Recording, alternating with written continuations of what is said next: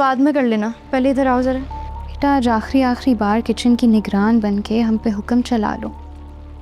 آج سردار نہیں رہے گا, اور سردار کے بعد اس حویلی میں تم بھی نہیں رہو گی.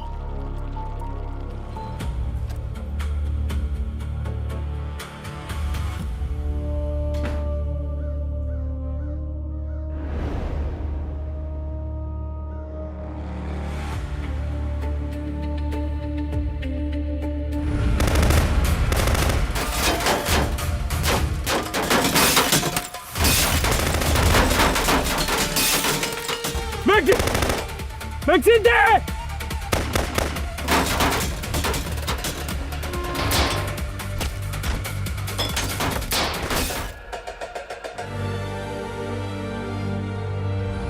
چائے اچھی بنائی ہے انہوں نے آج بیوی جان. یہ بات غور سے سنو. اپنے کمرے کے دروازے کے باہر جاؤ گی, سامنے ایک دروازہ ہے, اسے کھولو گی, اندر آؤ گی. ایک بڑا کمرہ ہے, بڑے کمرے کے لیفٹ ہاتھ پہ ایک اور دروازہ ہے, اس کو کھولو, اندر آؤ گی. ایک چھوٹا سا اسٹور ہے, باہر میں کھڑا ہوں گا, اسے آ کے لے کے جاؤ.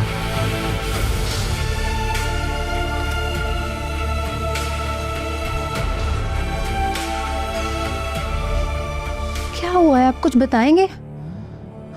گولی رکھیے, کچن کی بیک سائڈ جائیں گی. ادھر گلزمان نے ایک فرسٹ ایڈ باکس رکھا ہے ایک شاپر کے اندر.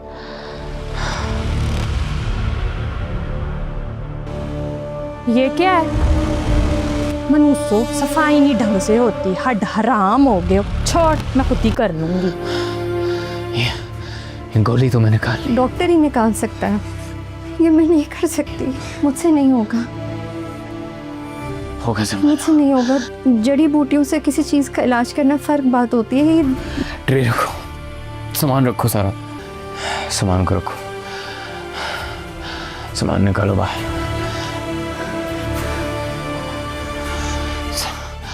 سب سے پہلے ہمیں زخم صاف کرنے, زخم صاف کرنے کے لیے اینٹی سیپٹک نکالو. اینٹی سیپٹک نکالو گی, اسے زخم کو ڈس انفیکٹ کرو گی.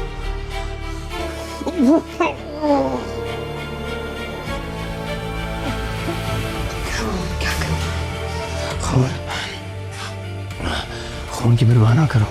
اینٹی سیپٹک سے زخم کو ڈس انفیکٹ کرو. اینٹی سیپٹک نکالو, اینٹی سیپٹک نکال کے اس کو پھر ڈس انفیکٹ کرو.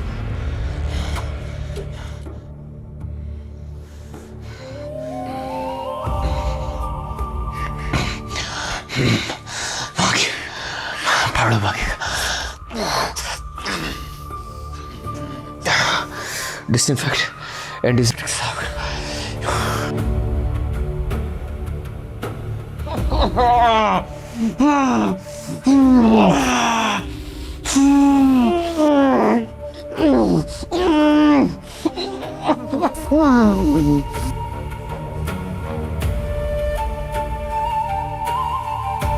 ہو گیا, یہ ہو گیا. مومبتی جلاؤ, مومبتی جلاؤ, مومبتی نکالو.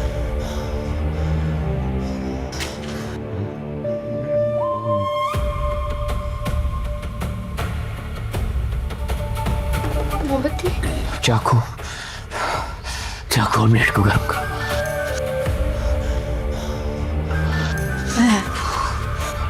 دونوں کو گرم کرو, چاقو کو بھی. اور اب تم دونوں کو نکالو اچھی طرح, بلیڈ کو اچھی طرح.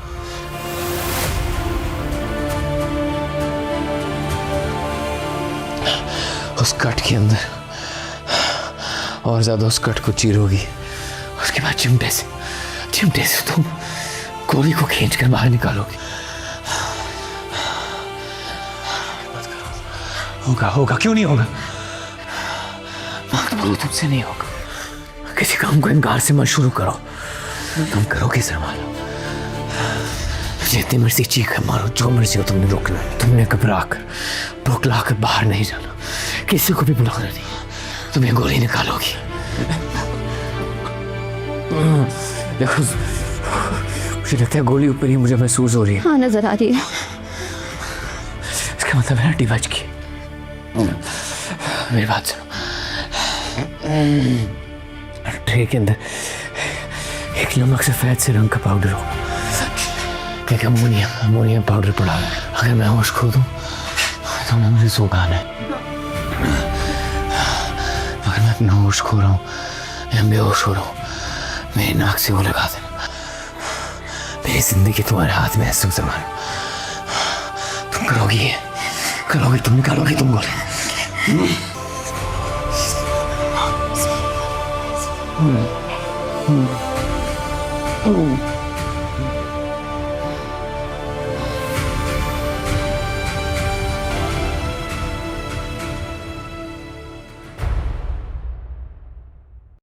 नाजरीन, ड्रामा सीरियल जंजीर, जिसका नाजरीन हर हफ्ते बेसब्री से इंतज़ार करते हैं और हमसे भी बार बार कमेंट्स बॉक्स में ये सवाल करते हैं कि आखिरकार ड्रामा सीरियल जंजीर की आने वाली एपिसोड में क्या क्या होने वाला है या इस एपिसोड में क्या क्या हो सकता है। नाजरीन, सबसे पहले हम अपनी पिछली प्रेडिक्शन के बारे में बात करेंगे, जो कि अल्हम्दुलिल्लाह अल्लाह के हुक्म से बिल्कुल ठीक साबित हुए। नाजरीन, पिछले रिव्यू में जिस तरह हमने आपसे कहा था कि किस तरह आखिरकार सोहराब ख़ान ने शेरदिल ख़ान का शिकार किया और ख़ुद का इल्ज़ाम तोरसम ख़ान के सर पर लगा दिया, और नाजरीन ये चीज़ आपने बिल्कुल वाज़े तौर पर ड्रामे में भी देख ली है कि किस तरह सोहराब ख़ान के कहने पर शीरी अपने इसको कॉल करती है और इसके बाद जब वो उसे बताती है कि शेरदिल ख़ान अपने इलाज के लिए कल हस्पताल की तरफ जा रहा है, यानी कि नाजरीन कहने का मतलब ये है कि उसे इस तमाम चीज़ों के बारे में इल्म हो जाता है, और तोरसम ख़ान को जब इस बात का इल्म होता है कि तो शेरदिल ख़ान इलाज के लिए अस्पताल जा रहा है, तो वो अपने आदमियों को तैयार करता है कि कल हम सुबह जाकर उस जगह पर जाएंगे जहां से शेरदिल का काफ़िला गुज़रने वाला है, और इस काफ़िले को तुमने सही सलामत अपनी मंजिल मकसूद तक नहीं जाने देना। खैर नाजरीन, ये तो था तोरसम का प्लान, लेकिन इससे सबसे ज़्यादा ख़तरनाक जो प्लान बनाया था वो सोहराब ख़ान ने बनाया था। सोहराब ख़ान ने जिस तरह उस पुल के नीचे बारूदी मवाद रख कर उस पुल को ही बम धमाके से उड़ा दिया नाजरीन, जिसमें शेरदिल का काफ़िला पूरे का पूरा ही मस्मार हो गया, और इसी के साथ सोहराब ख़ान अपने दुश्मन से हाथ धो बैठा, यानी कि उसने एक तीर से दो शिकार किए। ख़ुद का ये जो दुश्मन था यानी कि शेरदिल ख़ान, इसे भी ख़त्म कर दिया, और दूसरी तरफ नाजरीन इसने जो है ना वो भी यानी कि जो इसका सौतेला भाई था, जो सरदारी के मनसब के लिए वो भी लड़ रहा था, उसे भी गढ़ अली ख़ान कबीले से निकाल बाहर फेंक दिया। अब इसके सामने इसका एक ही दुश्मन है, और वो है सरबुलंद ख़ान, जो इसके सामने बिल्कुल मजबूत दीवार की तरह डटा हुआ है। यानी कि नाजरीन कहने का मतलब ये है कि अब सोहराब ख़ान के लिए सरबुलंद ख़ान को अपने सामने से हटाना मेरे ख़्याल से तो बहुत ज़्यादा ही मुश्किल है, क्योंकि वो रास्ते से हटने वालों में से नहीं है, और उसने अब सोहराब ख़ान के नाक में दम करके रखा हुआ है। नाजरीन इसी के साथ कुछ नाजरीन का तो ये भी कहना है कि अब सोहराब ख़ान के बिल्कुल ही नज़दीक सरबुलंद ख़ान पहुंच जाएगा, और उसे इस बात का इल्म भी हो जाएगा कि आखिरकार हमें अंदर से नुकसान कौन पहुंचा रहा है या हमें कौन नुकसान पहुंचाने की कोशिश कर रहा होता है। नाजरीन आज की इस वीडियो में हम यानी कि इस तमाम तफसीली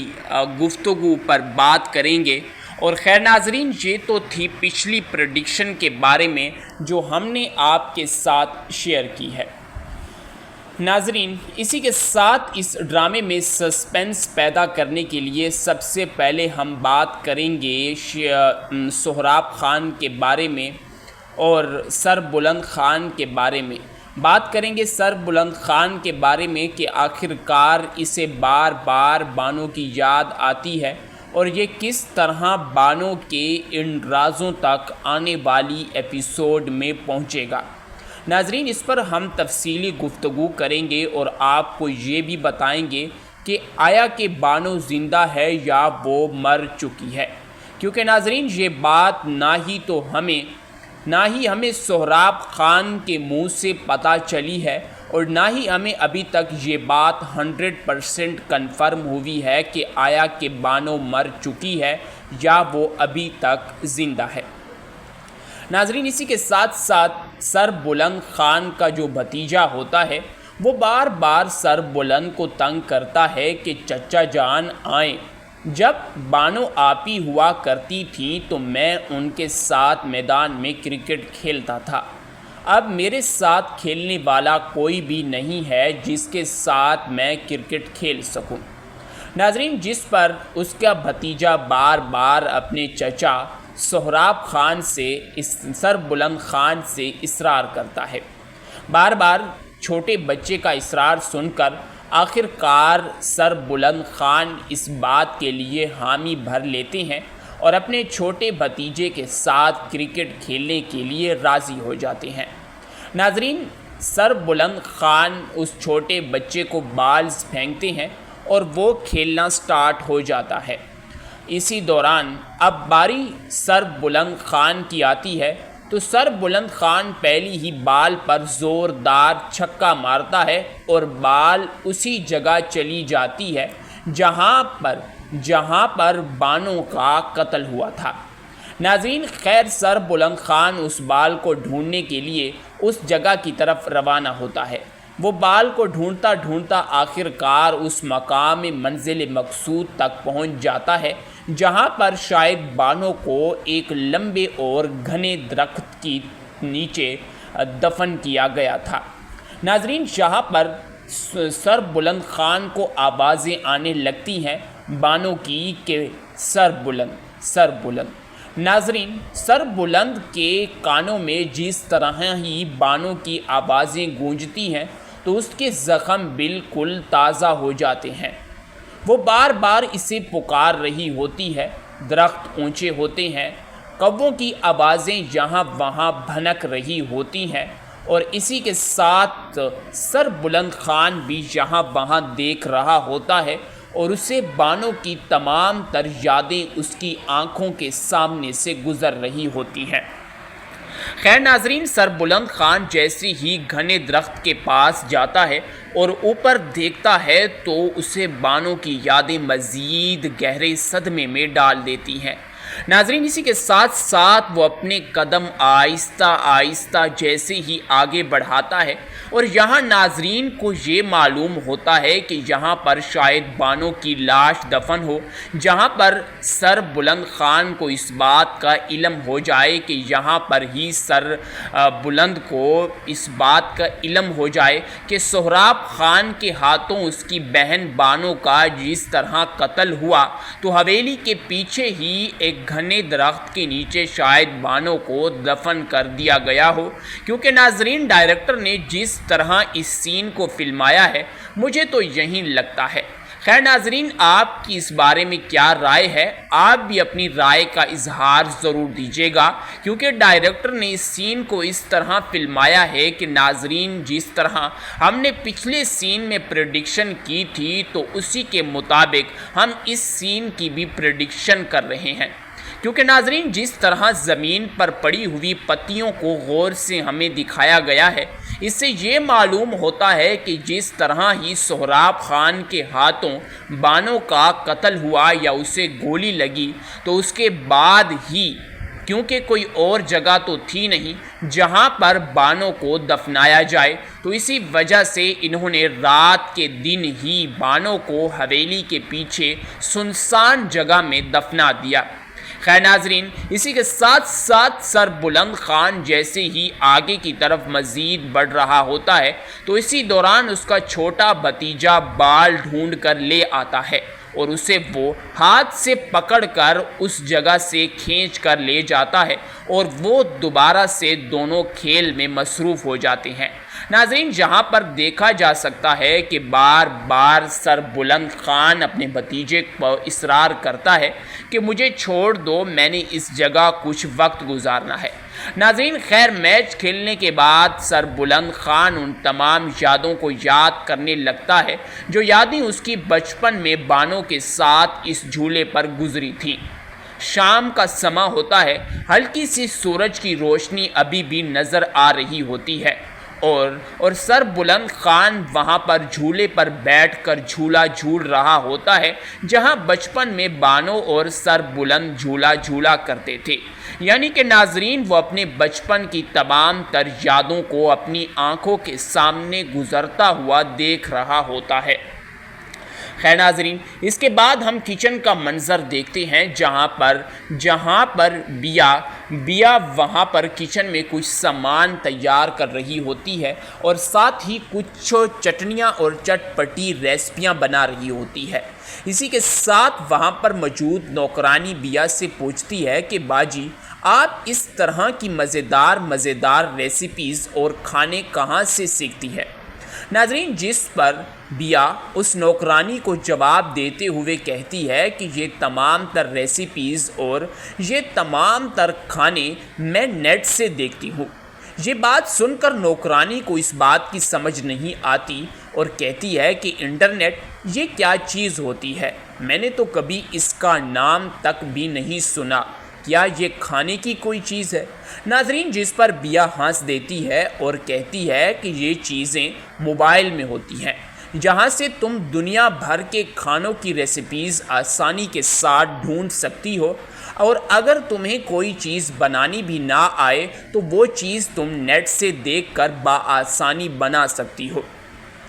خیر ناظرین، اسی کے ساتھ ساتھ وہ ایک دوسرے سے بات کر رہے ہوتے ہیں تو بیا یہاں پر ایک طنزیہ الفاظ وہاں پر دوسری نوکرانی یعنی کہ شیریں کے متھے مارنے کے لیے اس نوکرانی کو کہتی ہے کہ کیا تمہارے پاس فون موجود نہیں ہے؟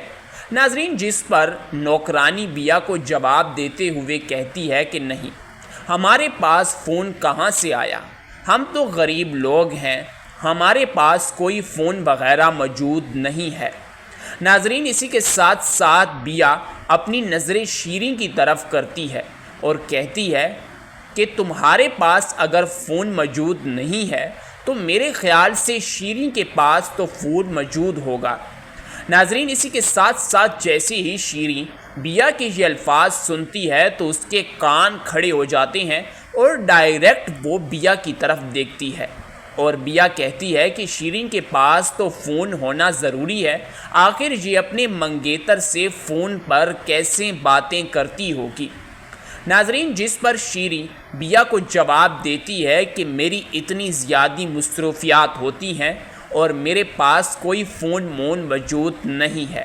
اور نہ ہی میرا کوئی منگیتر ہے، ہم یہاں گاؤں میں رہ رہے ہیں، تمہاری طرح شہر سے ہو کر نہیں آئے ہیں، ہمارے پاس کوئی بھی فون موجود نہیں ہے جس کا تم ذکر کر رہی ہو، اور منگنی کی اگر بات ہوئی تو میری منگنی ابھی تک نہیں ہوئی ہے، ہم گاؤں کی لڑکیاں ہیں، نہ ہی ہم من پسند سے شادی کرتی ہیں اور نہ ہی ہمارے پاس کوئی سیل فون موجود ہوتا ہے۔ ناظرین، جس پر بیا شیریں سے کہتی ہے کہ میں نے تو تم سے مذاق میں کہا ہے اور تم یہ بات سن کر سیریس ہو گئی ہو، بھلا اس بات میں کوئی غلط بات تو مجھے نہیں دکھتی جس کی وجہ سے تم سیریس ہو گئی ہو۔ ناظرین، آخر کار بیا نے یہ بات شیریں کو اس لیے کہی کیونکہ ناظرین آپ نے ایپیسوڈ میں دیکھا ہوگا کہ جب بیا وہاں پر کچھ سبزیاں اکٹھی کر رہی ہوتی ہے، تازہ فروٹ اکٹھے کر رہی ہوتی ہے، تو وہاں جہاں پر شیریں اور باقی نوکرانیاں رہتی ہیں وہاں سے شیریں کی کسی کے ساتھ فون پر بات کرتے ہوئے یہ بیا سن لیتی ہے۔ یعنی کہ وہ بیا اس کے منہ سے یہ بات کھلوانا چاہ رہی ہے کہ آخر کار اس نے چھپ کر فون پر کس سے باتیں کرنا چاہی، یعنی کہ وہ یہ بات جاننا چاہتی ہے کہ کہیں یہ تو حویلی میں موجود اصل غدار تو نہیں جس نے پہلے شیردل خان کو زہر دیا اور گھر کے تمام تر حالات دشمنوں تک فون پر یہ پہنچاتی رہتی ہے۔ ناظرین، اس لیے بیا نے یہ بات اس سے کہی تاکہ اگر یہ مان لیتی ہے کہ واقعتاً اس کے پاس سیل فون موجود ہے تو اس کا مطلب یہ ہے کہ یہ جھوٹ نہیں بول رہی۔ اگر اس نے جھوٹ بول دیا کہ میرے پاس موبائل موجود نہیں ہے تو اس پر شک 50% جاتا ہے کہ گھر کے تمام تر حالات اور گھر میں ہونے والی غلط ایکٹیویٹیز میں شامل یہی شیریں ہیں۔ اس وجہ سے یہاں پر بیا نے اپنا سب سے بڑا قدم اٹھایا اور دوسری نوکرانی سے شیریں کے متعلق یہ بات کہی ہے۔ ناظرین، ڈرامہ سیریل زنجیر جس کا ناظرین ہر ہفتے بے صبری سے انتظار کرتے ہیں اور ہم سے بھی بار بار کومنٹس باکس میں یہ سوال کرتے ہیں کہ آخر کار ڈرامہ سیریل زنجیر کی آنے والی ایپیسوڈ میں کیا کیا ہونے والا ہے یا اس ایپیسوڈ میں کیا کیا ہو سکتا ہے۔ ناظرین، سب سے پہلے ہم اپنی پچھلی پریڈکشن کے بارے میں بات کریں گے جو کہ الحمدللہ اللہ کے حکم سے بالکل ٹھیک ثابت ہوئے۔ ناظرین، پچھلے ریویو میں جس طرح ہم نے آپ سے کہا تھا کہ کس طرح آخر کار سہراب خان نے شیردل خان کا شکار کیا اور خود کا الزام تورسم خان کے سر پر لگا دیا، اور ناظرین یہ چیز آپ نے بالکل واضح طور پر ڈرامے میں بھی دیکھ لی ہے کہ کس طرح سہراب خان کے کہنے پر شیریں اپنے اس کو کال کرتی ہے اور اس کے بعد جب وہ اسے بتاتی ہے کہ شیردل خان اپنے علاج کے لیے کل ہسپتال کی طرف جا رہا ہے، یعنی کہ ناظرین کہنے کا مطلب یہ ہے کہ اسے اس تمام چیزوں کے بارے میں علم ہو جاتا ہے، اور تورسم خان کو جب اس بات کا علم ہوتا ہے کہ تو شیردل خان علاج کے لیے ہسپتال جا رہا ہے تو وہ اپنے آدمیوں کو تیار کرتا ہے کہ کل ہم صبح جا کر اس جگہ پر جائیں گے جہاں سے شیردل کا قافلہ گزرنے والا ہے، اور اس قافلے کو تم نے صحیح سلامت اپنی منزل مقصود تک نہیں جانے دینا۔ خیر ناظرین، یہ تو تھا تورسم کا پلان، لیکن اس سے سب سے زیادہ خطرناک جو پلان بنایا تھا وہ سہراب خان نے بنایا تھا۔ سہراب خان نے جس طرح اس پل کے نیچے بارودی مواد رکھ کر اس پل کو ہی بم دھماکے سے اڑا دیا، ناظرین جس میں شیردل کا قافلہ پورے کا پورا ہی مسمار ہو گیا، اور اسی کے ساتھ سہراب خان اپنے دشمن سے ہاتھ دھو بیٹھا، یعنی کہ اس نے ایک تیر سے دو شکار کیے، خود کا یہ جو دشمن تھا یعنی کہ شیردل خان اسے بھی ختم کر دیا، اور دوسری طرف ناظرین اس نے جو ہے نا وہ بھی یعنی کہ جو اس کا سوتیلا بھائی تھا جو سرداری کے منصب کے لیے وہ بھی لڑ رہا تھا، اسے بھی گڑھ علی خان قبیلے سے نکال باہر پھینک دیا۔ اب اس کے سامنے اس کا ایک ہی دشمن ہے اور وہ ہے سر بلند خان، جو اس کے سامنے بالکل مضبوط دیوار کی طرح ڈٹا ہوا ہے۔ یعنی کہ ناظرین کہنے کا مطلب یہ ہے کہ اب سہراب خان کے لیے سر بلند خان کو اپنے سامنے سے ہٹانا میرے خیال سے تو بہت زیادہ ہی مشکل ہے، کیونکہ وہ راستے سے ہٹنے والوں میں سے نہیں ہے، اور اس نے اب سہراب خان کے ناک میں دم کر کے رکھا ہوا ہے۔ ناظرین اسی کے ساتھ کچھ ناظرین کا تو یہ بھی کہنا ہے کہ اب سہراب خان کے بالکل ہی نزدیک سر بلند خان پہنچ جائے گا، اور اسے اس بات کا علم بھی ہو جائے گا کہ آخر کار ہمیں اندر سے نقصان کون پہنچا رہا ہے یا ہمیں کون نقصان پہنچانے کی کوشش کر رہا ہوتا ہے۔ ناظرین، آج کی اس ویڈیو میں ہم یعنی کہ اس تمام تفصیلی گفتگو پر بات کریں گے۔ اور خیر ناظرین، یہ تو تھی پچھلی پریڈکشن کے بارے میں جو ہم نے آپ کے ساتھ شیئر کی ہے۔ ناظرین، اسی کے ساتھ اس ڈرامے میں سسپینس پیدا کرنے کے لیے سب سے پہلے ہم بات کریں گے سہراب خان کے بارے میں اور سر بلند خان کے بارے میں۔ بات کریں گے سر بلند خان کے بارے میں کہ آخر کار اسے بار بار بانو کی یاد آتی ہے اور یہ کس طرح بانو کے ان رازوں تک آنے والی ایپیسوڈ میں پہنچے گا۔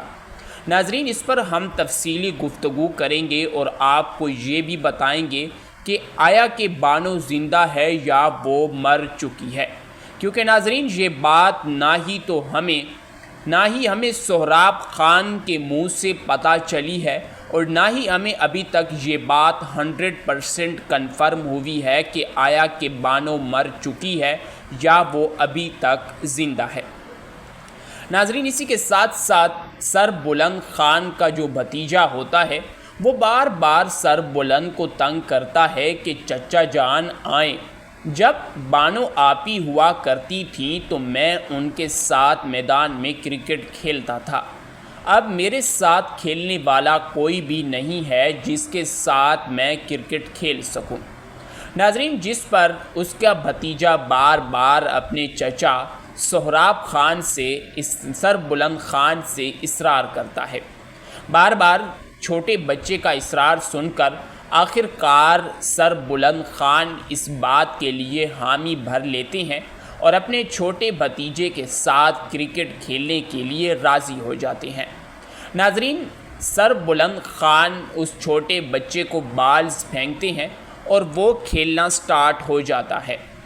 اسی دوران اب باری سر بلند خان کی آتی ہے تو سر بلند خان پہلی ہی بال پر زوردار چھکا مارتا ہے اور بال اسی جگہ چلی جاتی ہے جہاں پر بانو کا قتل ہوا تھا۔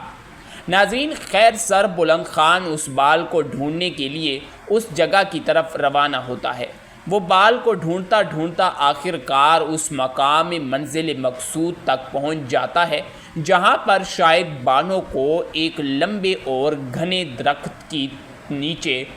دفن کیا گیا تھا۔ ناظرین، جہاں پر سر بلند خان کو آوازیں آنے لگتی ہیں بانو کی کہ سر بلند۔ ناظرین، سر بلند کے کانوں میں جس طرح ہی بانو کی آوازیں گونجتی ہیں تو اس کے زخم بالکل تازہ ہو جاتے ہیں۔ وہ بار بار اسے پکار رہی ہوتی ہے، درخت اونچے ہوتے ہیں، کووں کی آوازیں یہاں وہاں بھنک رہی ہوتی ہیں اور اسی کے ساتھ سر بلند خان بھی یہاں وہاں دیکھ رہا ہوتا ہے اور اسے بانو کی تمام تر یادیں اس کی آنکھوں کے سامنے سے گزر رہی ہوتی ہیں۔ خیر ناظرین، سر بلند خان جیسے ہی گھنے درخت کے پاس جاتا ہے اور اوپر دیکھتا ہے تو اسے بانو کی یادیں مزید گہرے صدمے میں ڈال دیتی ہیں۔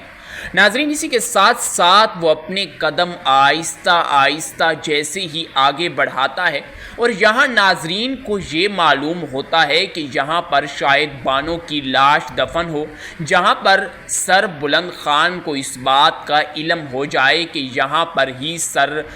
بلند کو اس بات کا علم ہو جائے کہ سہراب خان کے ہاتھوں اس کی بہن بانو کا جس طرح قتل ہوا تو حویلی کے پیچھے ہی ایک گھنے درخت کے نیچے شاید بانو کو دفن کر دیا گیا ہو، کیونکہ ناظرین ڈائریکٹر نے جس طرح اس سین کو فلمایا ہے مجھے تو یہی لگتا ہے۔ خیر ناظرین، آپ کی اس بارے میں کیا رائے ہے؟ آپ بھی اپنی رائے کا اظہار ضرور دیجیے گا، کیونکہ ڈائریکٹر نے اس سین کو اس طرح فلمایا ہے کہ ناظرین جس طرح ہم نے پچھلے سین میں پریڈکشن کی تھی تو اسی کے مطابق ہم اس سین کی بھی پریڈکشن کر رہے ہیں، کیونکہ ناظرین جس طرح زمین پر پڑی ہوئی پتیوں کو غور سے ہمیں دکھایا گیا ہے اس سے یہ معلوم ہوتا ہے کہ جس طرح ہی سہراب خان کے ہاتھوں بانو کا قتل ہوا یا اسے گولی لگی تو اس کے بعد ہی، کیونکہ کوئی اور جگہ تو تھی نہیں جہاں پر بانو کو دفنایا جائے، تو اسی وجہ سے انہوں نے رات کے دن ہی بانو کو حویلی کے پیچھے سنسان جگہ میں دفنا دیا۔ خیر ناظرین، اسی کے ساتھ ساتھ سر بلند خان جیسے ہی آگے کی طرف مزید بڑھ رہا ہوتا ہے تو اسی دوران اس کا چھوٹا بھتیجا بال ڈھونڈ کر لے آتا ہے اور اسے وہ ہاتھ سے پکڑ کر اس جگہ سے کھینچ کر لے جاتا ہے اور وہ دوبارہ سے دونوں کھیل میں مصروف ہو جاتے ہیں۔ ناظرین، جہاں پر دیکھا جا سکتا ہے کہ بار بار سر بلند خان اپنے بھتیجے پر اصرار کرتا ہے کہ مجھے چھوڑ دو، میں نے اس جگہ کچھ وقت گزارنا ہے۔ ناظرین، خیر میچ کھیلنے کے بعد سر بلند خان ان تمام یادوں کو یاد کرنے لگتا ہے جو یادیں اس کی بچپن میں بانو کے ساتھ اس جھولے پر گزری تھیں۔ شام کا سماں ہوتا ہے، ہلکی سی سورج کی روشنی ابھی بھی نظر آ رہی ہوتی ہے اور سر بلند خان وہاں پر جھولے پر بیٹھ کر جھولا جھول رہا ہوتا ہے جہاں بچپن میں بانو اور سر بلند جھولا جھولا کرتے تھے۔ یعنی کہ ناظرین، وہ اپنے بچپن کی تمام تر یادوں کو اپنی آنکھوں کے سامنے گزرتا ہوا دیکھ رہا ہوتا ہے۔ خیر ناظرین، اس کے بعد ہم کچن کا منظر دیکھتے ہیں جہاں پر بیا وہاں پر کچن میں کچھ سامان تیار کر رہی ہوتی ہے اور ساتھ ہی کچھ چٹنیاں اور چٹپٹی ریسپیاں بنا رہی ہوتی ہے۔ اسی کے ساتھ وہاں پر موجود نوکرانی بیا سے پوچھتی ہے کہ باجی، آپ اس طرح کی مزیدار ریسیپیز اور کھانے کہاں سے سیکھتی ہے؟ ناظرین، جس پر بیا اس نوکرانی کو جواب دیتے ہوئے کہتی ہے کہ یہ تمام تر ریسیپیز اور یہ تمام تر کھانے میں نیٹ سے دیکھتی ہوں۔ یہ بات سن کر نوکرانی کو اس بات کی سمجھ نہیں آتی اور کہتی ہے کہ انٹرنیٹ یہ کیا چیز ہوتی ہے؟ میں نے تو کبھی اس کا نام تک بھی نہیں سنا، کیا یہ کھانے کی کوئی چیز ہے؟ ناظرین، جس پر بیا ہنس دیتی ہے اور کہتی ہے کہ یہ چیزیں موبائل میں ہوتی ہیں جہاں سے تم دنیا بھر کے کھانوں کی ریسیپیز آسانی کے ساتھ ڈھونڈ سکتی ہو، اور اگر تمہیں کوئی چیز بنانی بھی نہ آئے تو وہ چیز تم نیٹ سے دیکھ کر بآسانی بنا سکتی ہو۔ خیر ناظرین، اسی کے ساتھ ساتھ وہ ایک دوسرے سے بات کر رہے ہوتے ہیں تو بیا یہاں پر ایک طنزیہ الفاظ وہاں پر دوسری نوکرانی یعنی کہ شیریں کے متھے مارنے کے لیے اس نوکرانی کو کہتی ہے کہ کیا تمہارے پاس فون موجود نہیں ہے؟ ناظرین، جس پر نوکرانی بیا کو جواب دیتے ہوئے کہتی ہے کہ نہیں، ہمارے پاس فون کہاں سے آیا، ہم تو غریب لوگ ہیں، ہمارے پاس کوئی فون وغیرہ موجود نہیں ہے۔ ناظرین، اسی کے ساتھ ساتھ بیا اپنی نظریں شیریں کی طرف کرتی ہے اور کہتی ہے کہ تمہارے پاس اگر فون موجود نہیں ہے تو میرے خیال سے شیریں کے پاس تو فون موجود ہوگا۔ ناظرین، اسی کے ساتھ ساتھ جیسے ہی شیریں بیا کے یہ الفاظ سنتی ہے تو اس کے کان کھڑے ہو جاتے ہیں اور ڈائریکٹ وہ بیا کی طرف دیکھتی ہے اور بیا کہتی ہے کہ شیریں کے پاس تو فون ہونا ضروری ہے، آخر یہ اپنے منگیتر سے فون پر کیسے باتیں کرتی ہوگی۔ ناظرین، جس پر شیریں بیا کو جواب دیتی ہے کہ میری اتنی زیادہ مصروفیات ہوتی ہیں اور میرے پاس کوئی فون موجود نہیں ہے اور نہ ہی میرا کوئی منگیتر ہے، ہم یہاں گاؤں میں رہ رہے ہیں، تمہاری طرح شہر سے ہو کر نہیں آئے ہیں، ہمارے پاس کوئی بھی فون موجود نہیں ہے جس کا تم ذکر کر رہی ہو، اور منگنی کی اگر بات ہوئی تو میری منگنی ابھی تک نہیں ہوئی ہے، ہم گاؤں کی لڑکیاں ہیں، نہ ہی ہم من پسند سے شادی کرتی ہیں اور نہ ہی ہمارے پاس کوئی سیل فون موجود ہوتا ہے۔ ناظرین، جس پر بیا شیریں سے کہتی ہے کہ میں نے تو تم سے مذاق میں کہا ہے اور تم یہ بات سن کر سیریس ہو گئی ہو، بھلا اس بات میں کوئی غلط بات تو مجھے نہیں دکھتی جس کی وجہ سے تم سیریس ہو گئی ہو۔ ناظرین، آخر کار بیا نے یہ بات شیریں کو اس لیے کہی کیونکہ ناظرین آپ نے ایپیسوڈ میں دیکھا ہوگا کہ جب بیا وہاں پر کچھ سبزیاں اکٹھی کر رہی ہوتی ہے، تازہ فروٹ اکٹھے کر رہی ہوتی ہے، تو وہاں جہاں پر شیریں اور باقی نوکرانیاں رہتی ہیں وہاں سے شیریں کی کسی کے ساتھ فون پر بات کرتے ہوئے یہ بیا سن لیتی ہے، یعنی کہ وہ بیا اس کے منہ سے یہ بات کھلوانا چاہ رہی ہے کہ آخر کار اس نے چھپ کر فون پر کس سے باتیں کرنا چاہی، یعنی کہ وہ یہ بات جاننا چاہتی ہے کہ کہیں یہ تو حویلی میں موجود اصل غدار تو نہیں جس نے پہلے شیر دل خان کو زہر دیا اور گھر کے تمام تر حالات دشمنوں تک فون پر یہ پہنچاتی رہتی ہے۔ ناظرین اس لیے بیا نے یہ بات اس سے کہی تاکہ اگر یہ مان لیتی ہے کہ واقعتاً اس کے پاس سیل فون موجود ہے تو اس کا مطلب یہ ہے کہ یہ جھوٹ نہیں بول رہی۔ اگر اس نے جھوٹ بول دیا کہ میرے پاس موبائل موجود نہیں ہے تو اس پر شک 50% جاتا ہے کہ گھر کے تمام تر حالات اور گھر میں ہونے والی غلط ایکٹیویٹیز میں شامل یہی شیریں ہیں۔ اس وجہ سے یہاں پر بیا نے اپنا سب سے بڑا قدم اٹھایا اور دوسری نوکرانی